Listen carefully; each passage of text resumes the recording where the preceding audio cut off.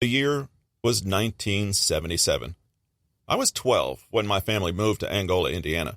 We'd just left Hudson, Michigan, where my father had been the head football coach and the winningest high school coach in the nation.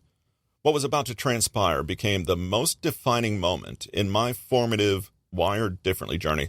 That evening, my dad insisted that I go with him to watch Fremont High School play a larger school from across the state. Since I played football, not basketball, I had no desire to watch the game, let alone a team from another school.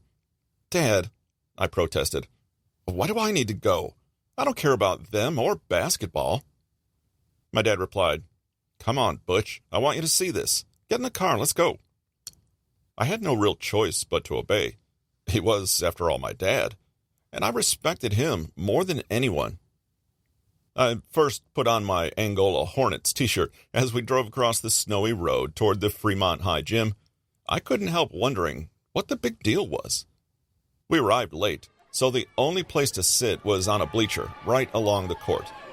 When we walked in, it was obvious to the crowd that my dad and I were, if not the bad guys, then definitely from another school. As we made our way past the cheerleaders and the Eagle mascot to our seats, we had to endure the kind of taunts you might expect from high schoolers, like "down in front" and "go back to Angola, this is Eagle country." As we sat, my dad said, "Never mind them, son. We have work to do." "Work?" I thought we were here to watch basketball. "What kind of work?" "I want you to watch these Fremont Eagle boys play this game." "Why?" I asked, confused. "We're here for a purpose. Just focus on the game." The Fremont team was a rural squad with a small roster. The next 40 minutes flew by as I watched these farm boys battle against a much larger team. I didn't see a lot of great basketball moves, but I did witness the Fremont squad play with amazing, relentless hustle. They sprinted, dove, leapt, screamed, fought, and bled as they pressed the other team. I'd never seen anything like this in my life.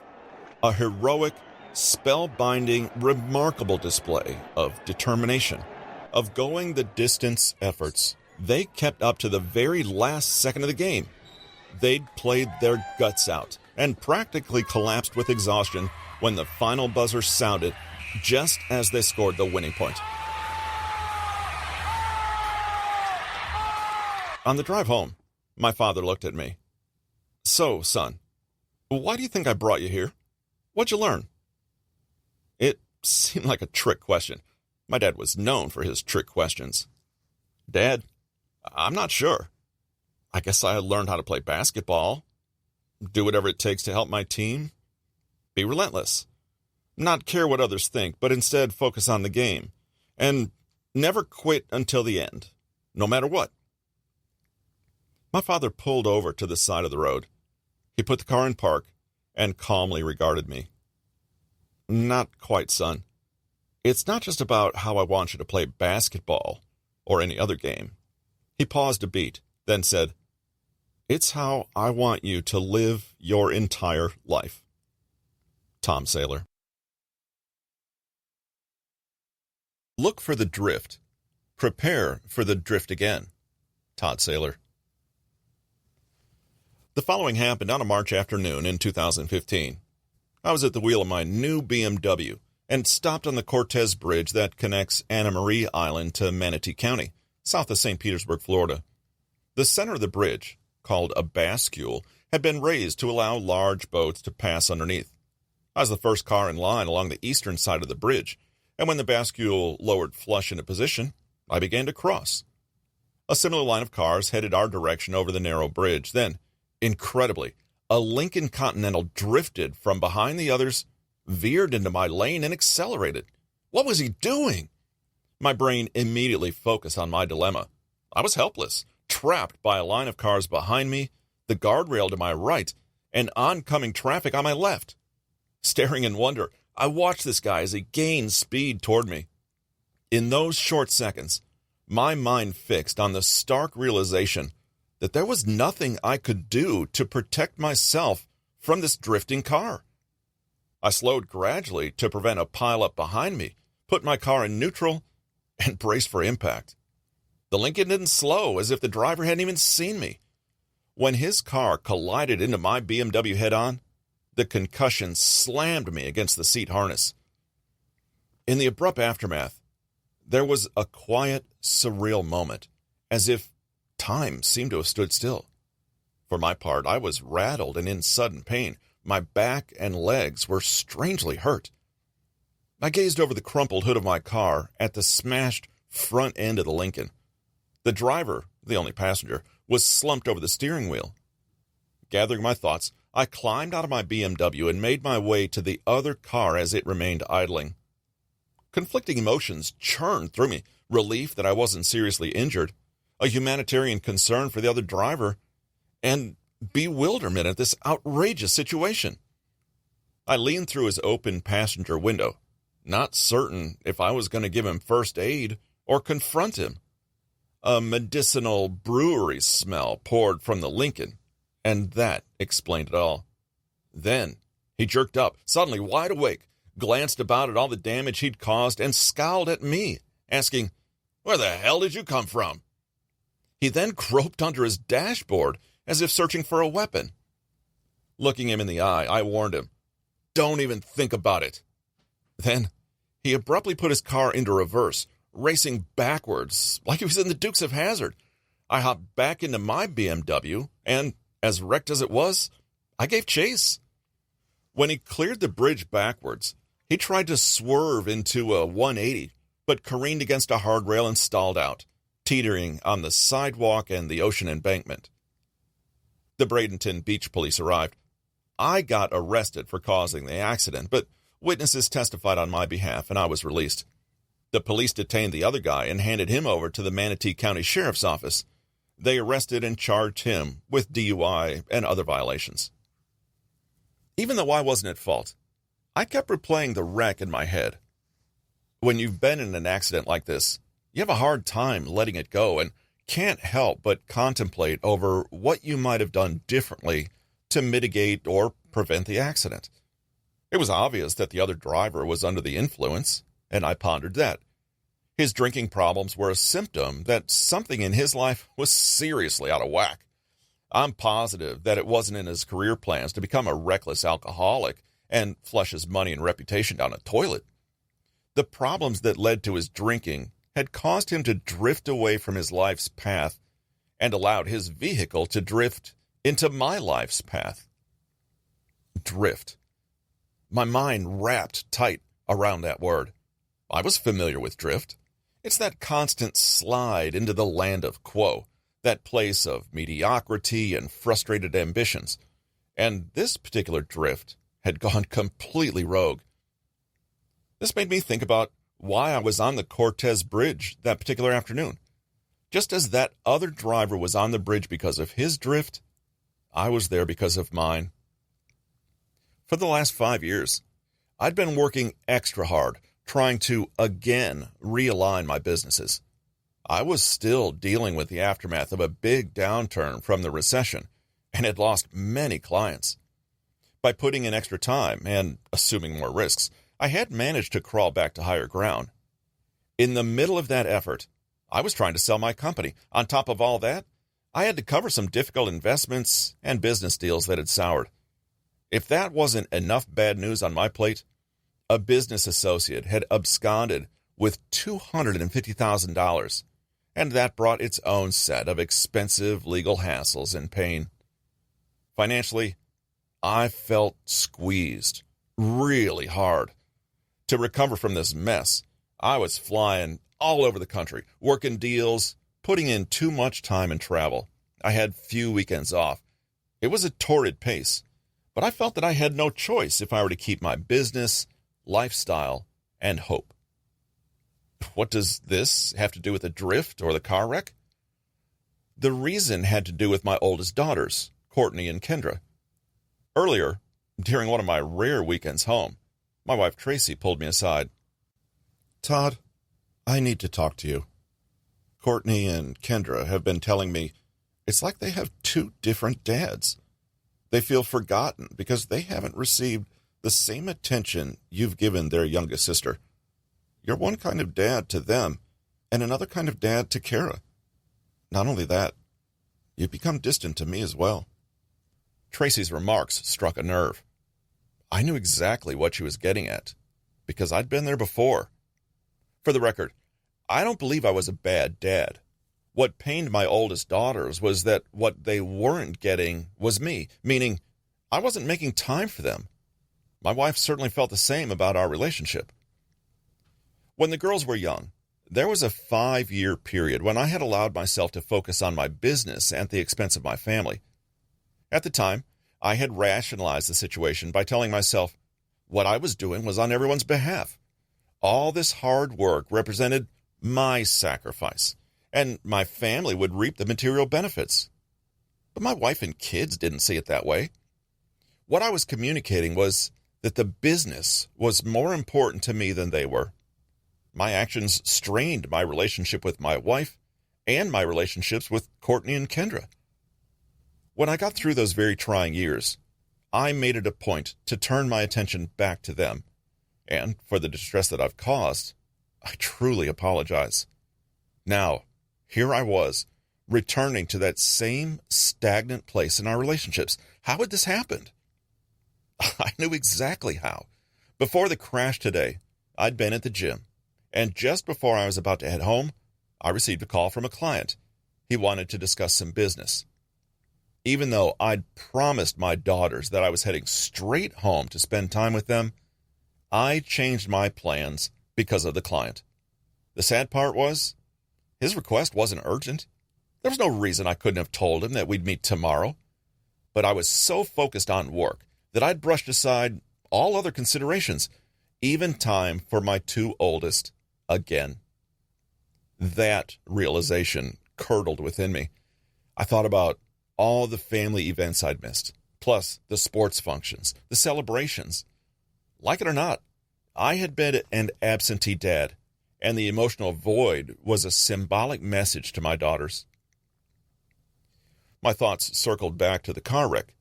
That driver's drift had consequences not just for him, but for me as well. I realized that drift has collateral damage. During the last 5 years, I'd been so focused on my business that I hadn't even noticed the drift as it affected my family life. Certainly, I was aware of the time I was spending at work, but like before, I rationalized my decision. I was making big sacrifices for the sake of my family, and a price of these sacrifices was my time away from them.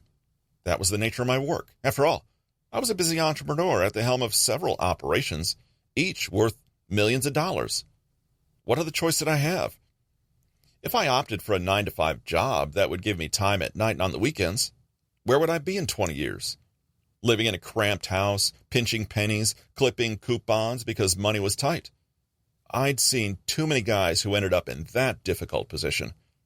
I wouldn't have the financial wherewithal to buy my kids nice cars or send them to a good college.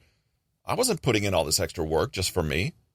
My wife and daughters would live the good life, thanks to my efforts. Well, that's how I justified my decision. The problem was that I didn't comprehend at the time that the drift doesn't just affect us, but those around us as well. Our co-workers, our family, even some random stranger on a bridge. For the drift has 2 components: your pain, collateral damage, the pain you cause others because of your selfish drift. In trying to fix my business and financial problems, I'd been so caught up in my pain that I didn't see the collateral damage my actions were causing, or that I even had options to prevent the drift. Hell, I didn't even see that I had drifted again. When Tracy told me how distant I'd gotten from my oldest daughters and her, especially how far I had allowed us to drift from each other, I decided to make it up to them. Then the day's chain of arbitrary events came together. The driver and his problems that led to alcoholism, his decision to drive across the bridge, and then impulsively and in complete disregard for anyone else to drift into my lane and accelerate. Me and the years of taking my oldest daughters for granted. The anxiety I had caused them and my beautiful wife. My decision to spend time with them that day, then to change plans at the last minute, by deciding to meet a client, which led to me crossing the bridge at that exact moment and the other driver and I converging our drifts. The resulting head-on collision became a metaphor for the collateral damage caused by the two drifts. You can learn a lot from your mistakes when you aren't busy denying them. Oscar Olik Ice. From this story, it's obvious why I'm discussing my drift again, which is such an important and singular concept that I've identified it as one word: drift again. If it happened to me, it can happen to anyone. But people don't see my drift again. They instead see my accomplishments as a straight and smooth road toward success. Drift again is the biggest killer of any wired differently person. Drift again is actually the number one trait of supremely purposeful people, and we must prepare for the drift again. For drift again hobbles, if not cripples you, if you're not prepared for it. You must be respectful of the pain you can cause because of the drift again. Drift again, which can manage itself as kryptonite to we who are wired differently, happens quietly and easily as you fall back on the familiar until it confronts you head-on a bascule, leaving people in stalled traffic, gawking in wonder, perhaps even suffering collaterally from your drift again. I own and manage a multi-million-dollar HCM company, and as many as 14 other entities that are leaders in their industry.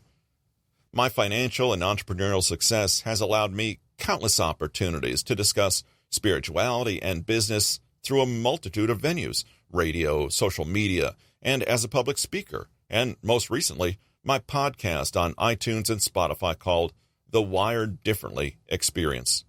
People see my blessings and they ask, "Todd, how do you do it?" In truth, I haven't done anything worthy of a Nobel Prize. I haven't cured cancer. I haven't found an answer to social injustice. But I know why people ask me that question. What they want to know is, how did I rise above the mediocre? How did I prevail over life's uncertain challenges? How am I really different? In my first book, Wired Differently, I answered those questions and shared the concepts of how you and I are wired differently in pursuit of owning who we are and persevering after what we want. Since then, I've become more appreciative of that force that pulls relentlessly against us, the drift again. Sure, we can acknowledge it, thinking that by recognizing its presence we can control it. But the truth is that the drift again is constant and real.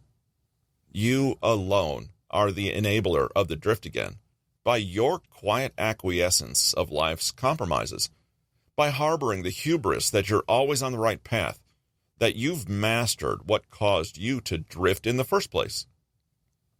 As illustrated in my example of the events leading to the collision, I was convinced that I was doing the proper thing by grinding away at my business when, in fact, my family life was going off the rails. This caused me to probe deeper into what it means to be wired differently. As I studied what it takes to overcome the drift, I realized that the key to this process is that we must become supremely purposeful and control the drift again. That was an astounding discovery. I thought my success was that I was wired differently, which definitely explains why successful people are indeed successful.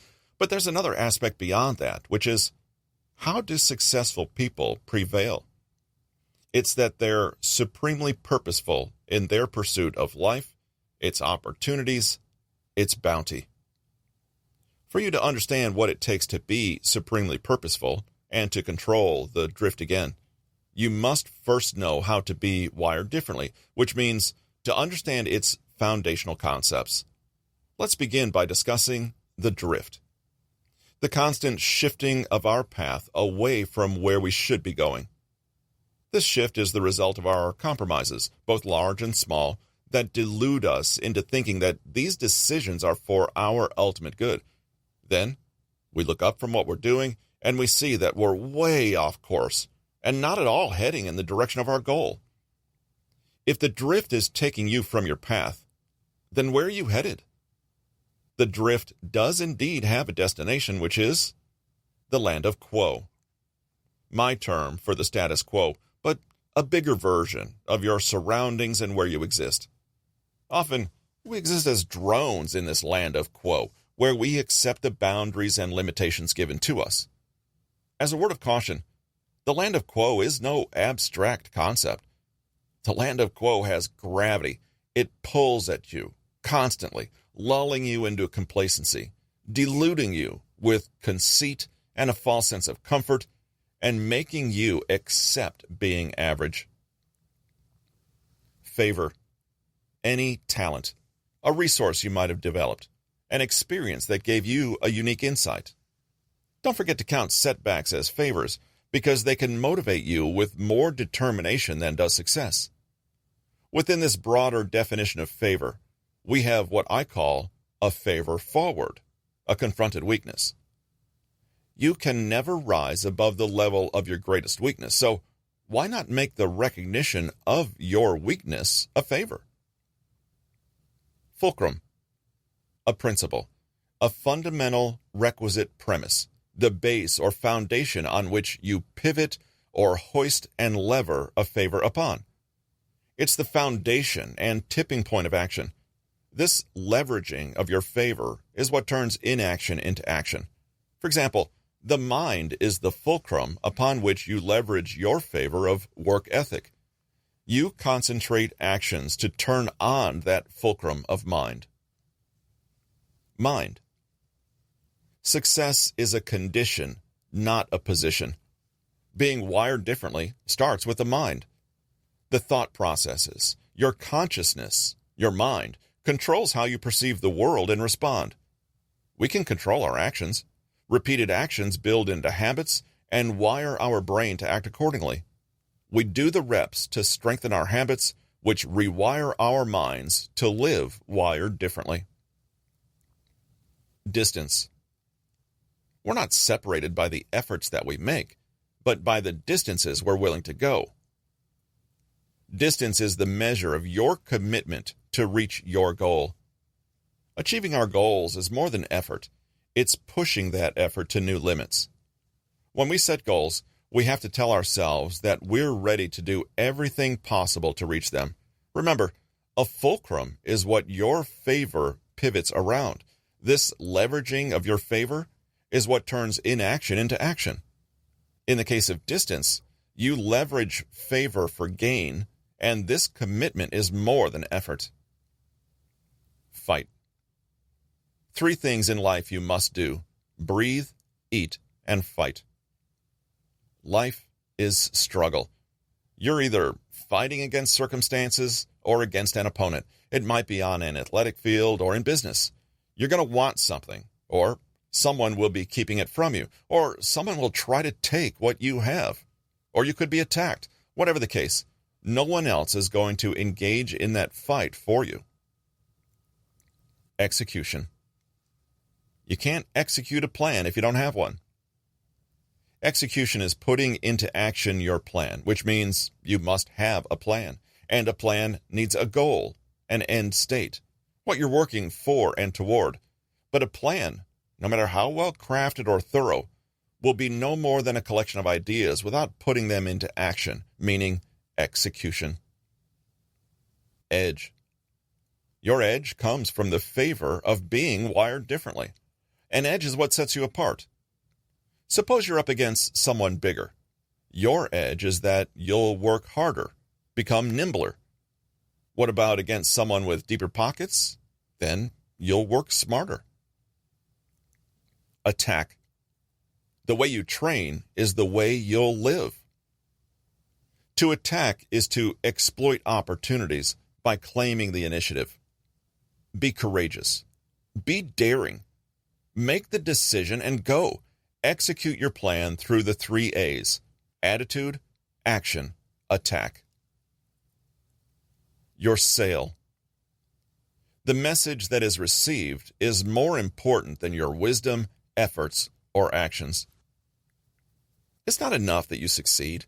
It's how you succeed. How did you get others to cooperate? Through persuasion, but what kind? Was it through manipulation or through motivation? Did you go for the win-win where all parties felt that they got a good deal? Inventory. Taking stock of what favors you have and how they can be used to your advantage. If you were stranded on a desert island, you'd inventory your supplies and resources to survive. The same is true in regular life. Leverage. The act of using the favors that you apply against a fulcrum. An example would be the effort of taking night classes to expand your knowledge of a necessary subject. Leadership palette. The skills, knowledge, and experience that you draw from to be an effective leader. These skills include communication, decisiveness, creativity, motivating, delegating, and other areas of leadership gifts. Fear exercise. The action of mind conditioning by recognizing fears or apprehensions in your character and embracing them by doing exercises to conquer them. As an example, how do you conquer your fear of public speaking? By joining a theater group. Through such exercises, you learn to identify and confront your fears, thereby robbing them of their power. Drift again. Recognizing and admitting that the very drift that has consumed you once will be a lifelong hindrance that you need to be aware of and on the watch for. Land of quo pro.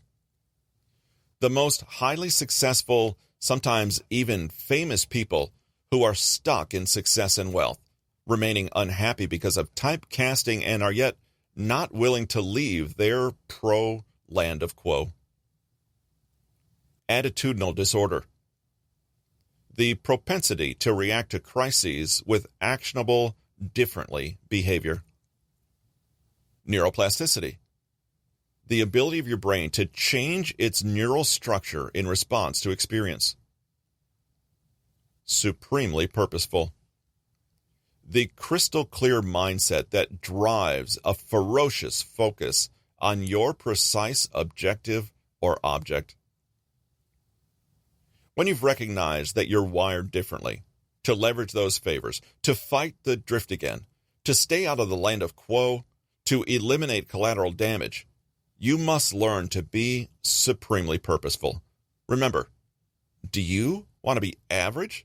The answer better still be no. So let's go and do this thing called life together.